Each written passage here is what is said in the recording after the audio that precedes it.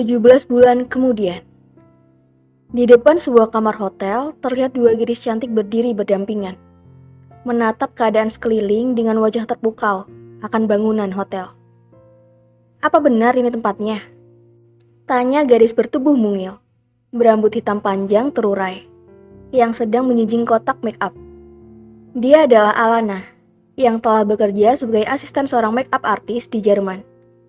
"Ya, menurut informasinya di sini," jawab gadis bertubuh tinggi berambut pirang bernama Giselle. "Wah, pelanggan kita orang kaya." Alana berdecak kagum.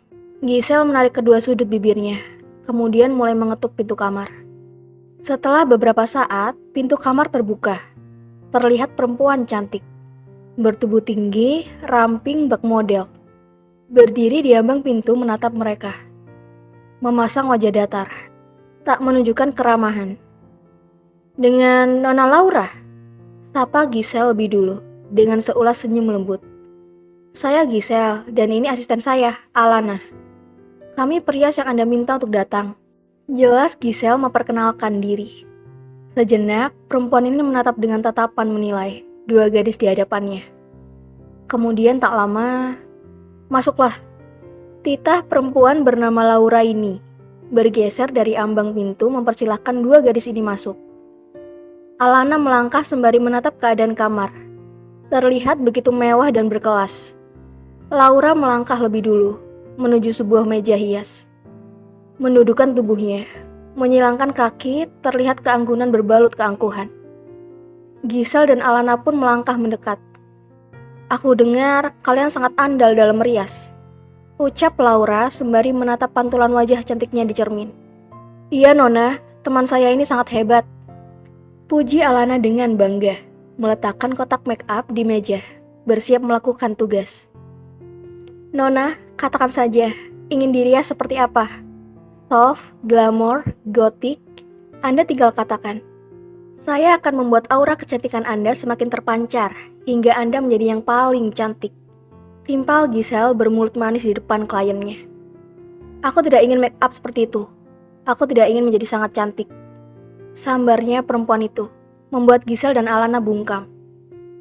"Aku ingin dengan keahlian make up kalian membuat wajahku terlihat lebam, penuh luka bekas pukulan dan tamparan," ucap Laura dengan tatapan tajam ke arah cermin. "What? Make up membuat wajah lebam? Terlihat habis dipukuli."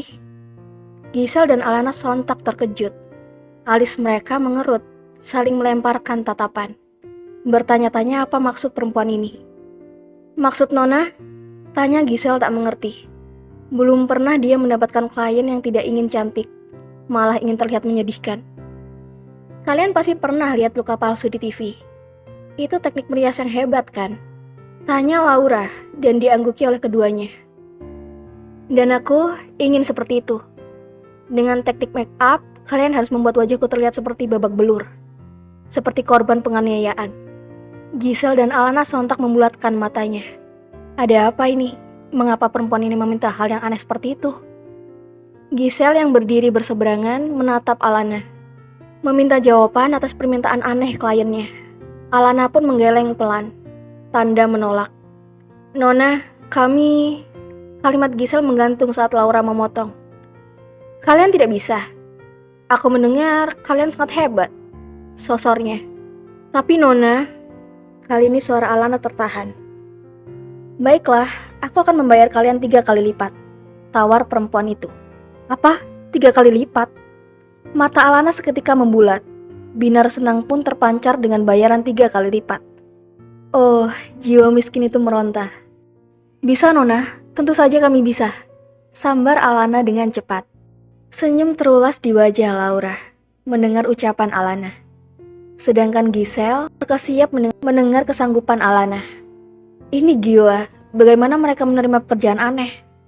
Giselle bahkan tidak pernah merias seperti itu. "Ayo mulai," ujar Alana dengan semangat, membuka alat make up-nya. "Lan, kita tidak pernah mencobanya," protes Giselle menggertakkan giginya, dengan mata memicing. "Lumayan, 3 kali lipat, serahkan padaku," ucap Alana tersenyum lebar.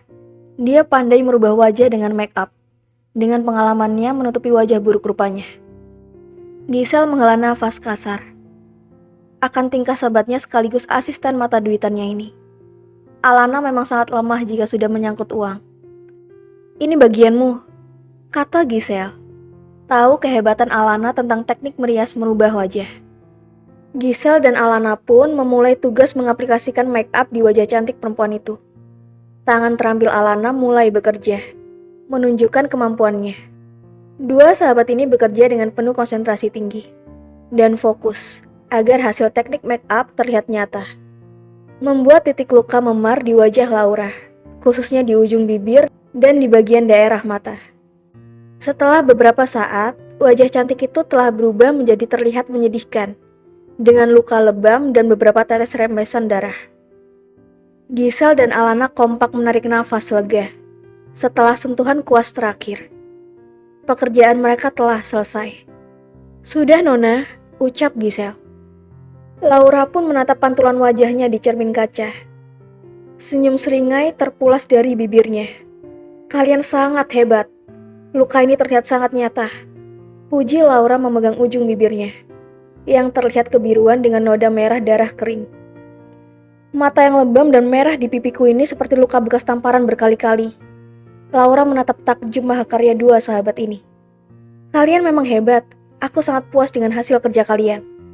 Terima kasih Nona, balas Alana. Tangan Laura lalu terulur, merogoh tas yang berada di meja, mengeluarkan banyak lembar uang pecahan euro. Ini untuk kalian, Laura menyodorkan uang pada Giselle. Alana yang melihat lembar-lembar uang itu telah berada di tangan Giselle berdecak kagum. Terima kasih Nona, ucap Giselle kini tersenyum puas. Laura hanya mengangguk. Dret, dret, suara gitar ponsel terdengar. Perhatian mereka pun terpusat ke arah laci nakas. Kalian boleh pergi dari tempat ini, ucap Laura lalu melangkah, meninggalkan dua gadis itu, menuju nakas untuk menjawab panggilan teleponnya. Melihat Laura berbalik, dua sahabat ini saling tatap setelahnya, tersenyum puas dengan apa yang mereka dapatkan. 3 kali lipat, gumam Alana tanpa suara, mengangkat 3 jarinya ke arah Giselle. Dengan semangat, mereka kemudian mulai membereskan alat make up yang ada di meja rias. Bergegas untuk pergi meninggalkan Laura yang sedang menjawab panggilan telepon. Halo, iya. Sejauh ini semua telah berjalan dengan lancar. Semua penjaga telah dikelabuhi. Dia berada terkurung di kamar sebelah dengan pengaruh obat yang telah dimasukkan ke dalam minumannya. Aku tinggal menjalankan rencana kita selanjutnya, ucap Laura pada orang di balik sambungan telepon dengan senyum devil. Giselle dan Alana yang masih berada di kamar itu membereskan alat make up, menatap heran mendengar ucapan perempuan itu. Kembali dua sahabat ini saling tatap tak mengerti. Sisanya bagianmu, menjadikan ini skandal besar. Buat mereka percaya jika dia telah menodaiku dengan paksa. Giselle dan Alana kompak tercengang mendengar ucapan Laura. Ternyata tujuan perempuan itu meminta di make up seperti orang teraniaya hanya untuk menjebak seorang lelaki. Dengan begitu, aku bisa membuat dia bertekuk lutut dan menikahiku. Dalam sekejap, aku akan menjadi Nyonya Walter. What? Menikah? Gila. Semakin mengerikan saja rencana perempuan itu membuat mereka tercengang bergidik ngeri. Giselle dan Alana lalu mempercepat gerakannya. Mereka harus pergi dari tempat ini sebelum ikut terkena masalah. Setelah semua rapi, mereka pun pamit pada Laura yang masih berceloteh tentang rencananya. Aku tinggal masuk ke dalam kamar itu, berbaring di sampingnya dan dengan opini yang digiring, dia telah menodaiku. Maka Zain Arsenio akan menjadi milikku. Perhatian Giselle terarah pada Laura saat mendengar nama lelaki yang keluar dari bibir perempuan licik itu. Laura berbalik menatap mereka yang belum juga beranjak. Nona, kami pergi dulu. Pamit Giselle berucap pelan dan dibalas anggukan oleh Laura. Giselle dan Alana pun melangkah keluar ruang kamar. Dua gadis ini menarik nafas panjang setelah berada di luar. Gila Sel, perempuan itu akan menggunakan hasil makeup kita untuk menjebak seorang lelaki. Dia akan mengaku teraniaya dan dipaksa. Decak Alana mengoceh kesal. Seketika ada perasaan menyesal di dalam hatinya. Andai Alana tahu mahakaryanya untuk kejahatan, dia tidak akan mau melakukan hal itu walaupun berapapun nominalnya. Dia perempuan mengerikan, menjijikan melakukan cara licik untuk mendapatkan seorang lelaki. Balas Giselle tak kalah kesalnya. Kasihan sekali lelaki itu. Pasti hidupnya akan terasa berada di neraka karena menikahi perempuan licik seperti Laura. Tutur Alana menyayangkan. Iya, kau benar sekali. Sayang sekali pemuda tampan dan kaya seperti dia akan menikah dengan nenek sihir. Oceh Giselle. Alana menatap perempuan yang melangkah beriringan di sampingnya. Tampan dan kaya, kau tahu Sel? Tanya Alana mengerutkan alisnya. Tentu saja aku tahu lelaki yang akan dijebaknya itu. Dia menyebut namanya. Jawabnya menggebu. Dia adalah lelaki idaman seluruh wanita di negeri ini. Dia Zain Arsenio Walter. Sangat tampan dan kaya. 2 tahun ini dia terus diperbincangkan karena menjadi penerus kerajaan bisnis keluarga Walter. Jelas Giselle dengan berbinar bangga. Setelahnya wajah cantik itu berubah sendu. Ya, akan ada patah hati massal deh kalau dia nikah. Nada Giselle kecewa saat kembali mengingat pemuda itu akan menikah. Kau tahu dari mana tentang dia? Tanya Alana polos. Giselle memutar bola mata malas. Berdecak gemas melihat ilmu pengetahuan Alana. Makanya Lan, jangan gosip di Indonesia aja yang kamu pantengin. Apalagi drama warisan si Dodi. Kau harusnya sekali-kali menonton berita di negara ini, cibir Giselle. Mendengar itu, Alana mencibikkan bibirnya. Ya, Alana memang tidak tahu tentang berita di negara ini. Ia hanya fokus pada tujuannya mengumpulkan uang yang banyak. Perusahaan Walter adalah tempat ayahku bekerja. Hidup kami dari perusahaan itu, jelas Giselle. Benarkah? Ayahmu yang kaya itu bekerja di sana? Bagaimana pemiliknya? Decak kagum terdengar dari Alana. Keluarga Walter memang hebat, tapi sudah jangan bahas itu. Giselle bergelayut manja di lengan Alana. Pikirkan saja aku yang patah hati karena Zain tampan itu akan menikah. Kurang lagi koleksi pemuda tampan dalam daftarku. Katanya tak bersemangat. Alana menghela nafas jengah.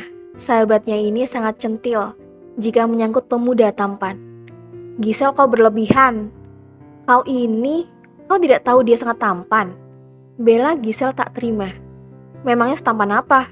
Kau bilang yang paling tampan itu idolamu, Arion Miroslav. Alana membalas dengan cibiran. Tentu saja Zain tidak kalah tampannya. Mereka kan sepupu. Langkah Giselle terhenti sejenak. Tunggu sebentar, aku akan memperlihatkanmu fotonya. Sepupu Arion itu juga sangat tampan. Giselle lalu merogoh tas selempangnya mengeluarkan ponselnya. Kau punya fotonya? Alana menatap Giselle yang telah menggeser-geser layar gadget. Kau lupa, semua gambar lelaki tampan di Jerman aku punya. Apalagi dia termasuk salah satu bos ayahku. Alana menggelengkan kepalanya. Sahabatnya ini benar-benar total dalam mengagumi pemuda tampan. Dasar genit. Nah, ini dia. Giselle lalu memperlihatkan layarnya pada Alana. Lihat, tampan kan? Manik mata Alana mengamati pemuda yang terlihat sangat tampan dan gagah, berjas warna putih. Benar tampan, namun ia merasa ada yang ganjil dengan wajah itu. Ada perasaan tak asing dengan wajah yang ada di layar ponsel. Alana pun meraih ponsel dari tangan Giselle untuk mempertajam penglihatannya. Dia tak asing dengan wajah ini. Dia seperti sangat mengenalnya. Dek. Tubuh Alana seketika bergetar hebat. Jantungnya berdetak kencang. Ini yang kau bilang Zain? Tanya Alana memastikan. Iya, bagaimana? Kau juga kagum dengan ketampanan Zain kan? Cibir Giselle saat Nara menatap serius gambar yang ada di ponselnya. Kau tidak salah kan, Sel? Suara Alana sedikit meninggi. Tentu saja tidak. Giselle mulai merasa aneh dengan perubahan Alana. Memangnya ada apa, Lan? Kak Vino, suara Alana bergetar lirih. Dia mengenal wajah pemuda yang ada di layar ponsel itu. Jantung Alana seketika memacu cepat. Dia Kak Vino.